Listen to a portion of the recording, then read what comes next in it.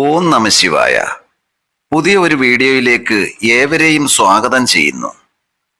നമ്മൾ നമ്മളുടെ വീടിന്റെ അടുക്കളയിൽ ശ്രദ്ധിക്കാതെ സൂക്ഷിക്കാൻ പാടില്ലാത്ത ചില കാര്യങ്ങളെ പറ്റിയാണ് ഞാൻ ഇന്നിവിടെ നിങ്ങളോട് പറയാൻ പോകുന്നത്. നമ്മളിത് നമ്മുടെ അടുക്കളയിൽ ഒരേപോലെയാണ് സൂക്ഷിക്കുന്നതെങ്കിൽ നമ്മുടെ കഷ്ടകാലവും കടബാധ്യതയും ഒരിക്കലും മാറില്ല.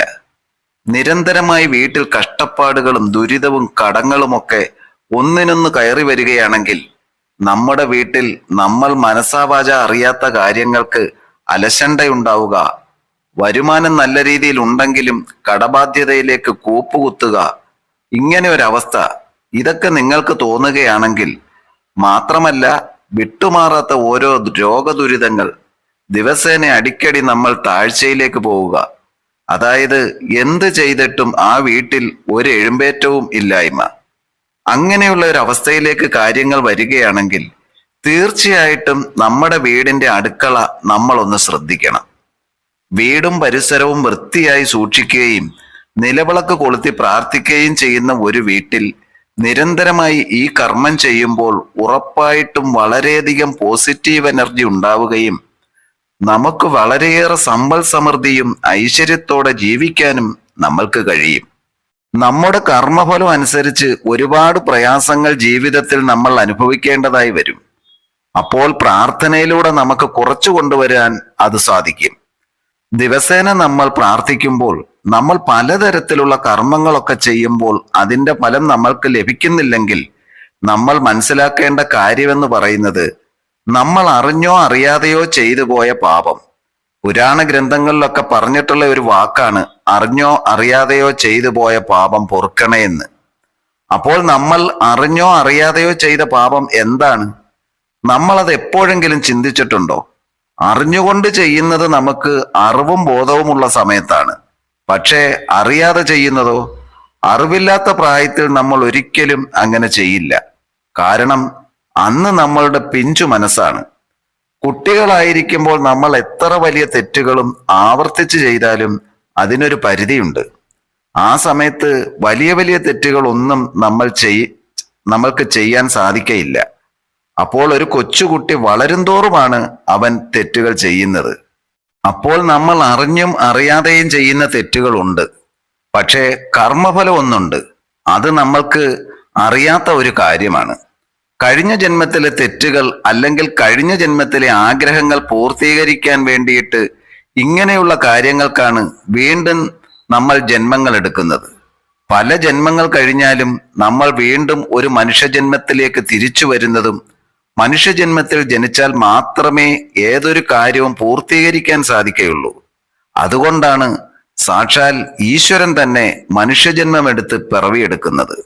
അതായത് ശ്രീരാമദേവനും ശ്രീകൃഷ്ണ ഭഗവാനും ഒക്കെ മനുഷ്യജന്മം എടുത്തുകൊണ്ട് ആദ്യമൊക്കെ ഭൂമിയുടെ ആവാസ വ്യവസ്ഥയ്ക്കനുസരിച്ച് മത്സ്യം, കൂർമ്മം, വരാഹം, നരസിംഹം ഒക്കെ ആയിരുന്നുവെങ്കിലും പിന്നീട് ഓരോ അവതാരപ്പിറവികൾ നമ്മൾ നോക്കുമ്പോൾ തീർച്ചയായിട്ടും അത് മനുഷ്യരിലേക്ക് പരിണാമം ചെയ്യപ്പെട്ടു.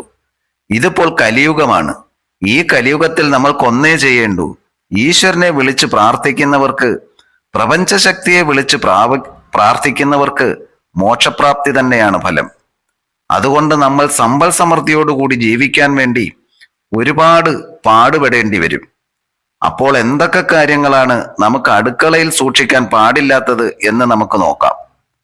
ഒന്നാമതായിട്ട് തന്നെ പറയുന്നത് ചൂലാണ്. ചൂൽ ഒരു കാരണവശാലും നമ്മുടെ അടുക്കളയിൽ സൂക്ഷിക്കാൻ പാടില്ല. അടുക്കളയിൽ നമ്മൾ തൂക്കുന്ന ചൂൽ വീടിന്റെ മറ്റു ഭാഗങ്ങളിൽ തൂക്കാൻ ഉപയോഗിക്കരുത്. അടുക്കള തൂക്കാൻ വേണ്ടി പ്രത്യേക ഒരു ചൂൽ വാങ്ങി വെക്കണം. തൂത്തു കഴിഞ്ഞാൽ ശകലം മഞ്ഞൾപ്പൊടിയും പരലുപ്പും ചേർത്ത വെള്ളം ചൂലിൽ കുടഞ്ഞതിന് ശേഷം വേണമെങ്കിൽ അടുക്കളയുടെ ഒരു മൂലയ്ക്ക് നമുക്ക് സൂക്ഷിക്കാം.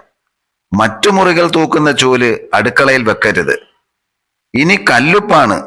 ഒരു ചില്ലുഭരണിയിൽ കല്ലുപ്പിട്ട് അടുക്കളയിൽ സൂക്ഷിക്കുന്നത് പോസിറ്റീവ് എനർജി നിറയ്ക്കും എന്നതിൽ യാതൊരു സംശയവുമില്ല. പ്ലാസ്റ്റിക് പാത്രത്തിലോ മറ്റുള്ള ഏതു പാത്രത്തിലോ കല്ലുപ്പിട്ട് വെക്കുന്നത് നമുക്ക് വിപരീത ഫലമാണ് നൽകുക. അതുപോലെ തന്നെ അടുക്കളയിൽ പൊട്ടിയ പാത്രങ്ങൾ കഴിവതും വെക്കാതിരിക്കുക. വെക്കാതെ ഇരിക്കുക. സൈഡ് പൊട്ടിയ കുപ്പിയോ മറ്റേതു പാത്രമോ ആയിക്കോട്ടെ, അതെല്ലാം നമുക്ക് നെഗറ്റീവ് എനർജി ആയിരിക്കും നൽകുക. ഇത് നമ്മുടെ വാസ്തു സംബന്ധമായി സാമ്പത്തിക സ്ഥിതിയെ പിടിച്ചുലയ്ക്കും എന്നതിൽ യാതൊരു സംശയവും വേണ്ട. കൂടാതെ അരി, ഉപ്പ്, മഞ്ഞൾ എന്നിവ ഒരിക്കലും നമ്മുടെ അടുക്കളയിൽ നിന്ന് തീർന്നു പോകാതെ നോക്കണം.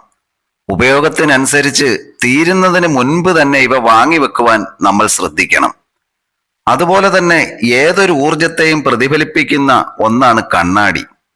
അഗ്നികോണായ തെക്ക് കിഴക്ക് ഭാഗത്ത് കണ്ണാടി സ്ഥാപിക്കുന്നത് പ്രതികൂല ഊർജത്തിന് കാരണമാകും.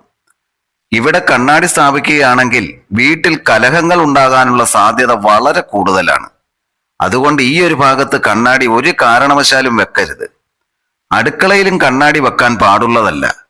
മൂർച്ചയേറിയ വസ്തുക്കൾ, അതായത് കത്തി, കത്രിക ഇവ ഉപയോഗത്തിന് ശേഷം ഷെൽഫിനുള്ളിൽ സൂക്ഷിക്കുക. പെട്ടെന്ന് കാണുന്ന രീതിയിൽ ഇവ ഒരിക്കലും സൂക്ഷിക്കരുത്. ഇനി കത്തിയാണ്. കത്തി ഒരിക്കലും രാവിലെ നമ്മൾ അടുക്കളയിലേക്ക് കയറി ചെല്ലുമ്പോൾ കണി കാണുന്ന രീതിയിൽ അത് വെക്കാൻ പാടില്ല. അത് സൂക്ഷിച്ച് ഷെൽഫിലെങ്ങാനും വെക്കുക. ഇനി അടുത്തതായിട്ട് പറയുന്നത് മരുന്നുകളാണ്. മരുന്നുകൾ ഒരു കാരണവശാലും അടുക്കളയിൽ സൂക്ഷിക്കാൻ പാടില്ല. മരുന്നുകൾ സൂക്ഷിക്കാൻ നമ്മളൊരു പ്രത്യേക ബോക്സോ വല്ലതും എടുത്ത് അത് മറ്റു മുറിയിലെ അലമാരയിലോ മറ്റോ സൂക്ഷിക്കുക. മരുന്ന് സൂക്ഷിക്കാനുള്ള ഒരിടമാക്കരുത് നമ്മുടെ അടുക്കള. അതുപോലെ തന്നെ ദൈവത്തിന്റെ ഒക്കെ ചിത്രങ്ങൾ അടുക്കളയിൽ ഇരിക്കുന്ന ഫ്രിഡ്ജിന്റെ മുകളിലോ മറ്റും വെക്കാതിരിക്കാൻ പ്രത്യേകം ശ്രദ്ധിക്കുക. അപ്പോൾ നമുക്ക് തോന്നും ഒരുപാട് ദൈവഗണങ്ങൾ സ്ഥിതി ചെയ്യുന്ന ഒരിടമാണ് അടുക്കള, പിന്നെ എന്തുകൊണ്ടാണ് ദൈവത്തിന്റെ ചിത്രങ്ങൾ അടുക്കളയിൽ വെക്കാൻ പാടില്ല എന്ന് പറയുന്നതെന്ന്. വളരെയധികം നെഗറ്റീവ് എനർജി ആയിരിക്കും അത് നമ്മൾക്ക് നൽകുക.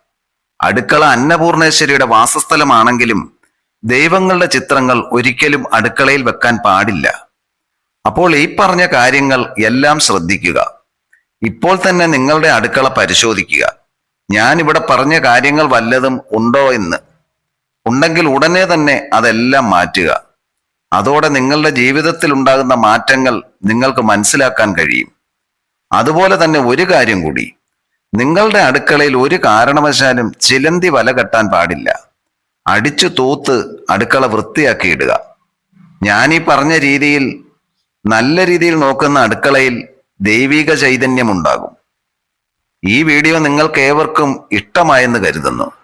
എല്ലാവർക്കും നല്ലത് വരട്ടെ എന്ന് പ്രാർത്ഥിച്ചുകൊണ്ട് അടുത്ത വീഡിയോയിൽ കാണാം. ഓം നമഃ ശിവായ.